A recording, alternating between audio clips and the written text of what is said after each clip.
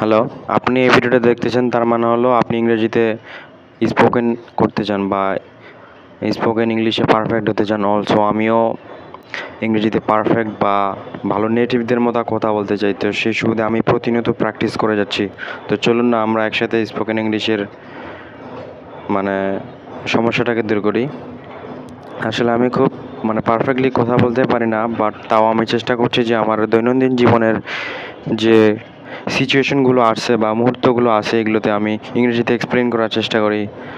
So আমি এখানে এই কনস্ট্রাকশনের বিল্ডিংয়ের রাজমিস্ত্রির কাজ করি মূলত, এবং আমার ইংরেজি প্র্যাকটিসের জার্নি মোটামুটি চালিয়ে যাচ্ছি।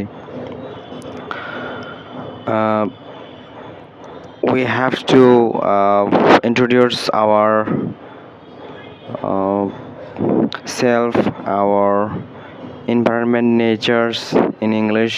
So then we will be talking, we'll be thinking. We have to think in English. We have to do anything for, and what are we do in our daily life. So we need to be get understand to English of the all tools,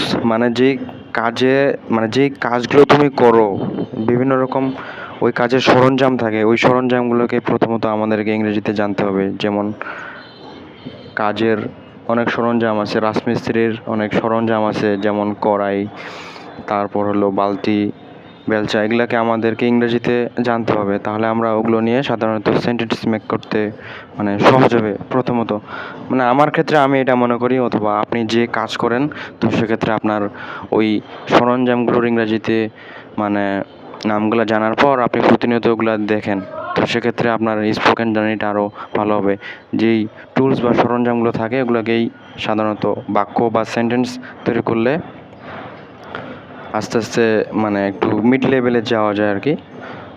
so এই আমার পরিবেশের যে আশেপাশের এই ভিউটা আপনি আমাকে দেখাচ্ছি। I have seen you my around of this nature, and here is Shotto doing work something. So you can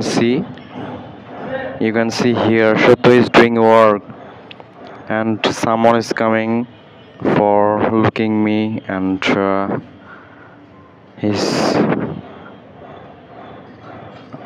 আমি যাচ্ছি, আমার বড় ভাই আসছে, তো সিনিয়র বড় ভাই আসছে, তো আমাকে I have to go for my work, and thank you so much brother.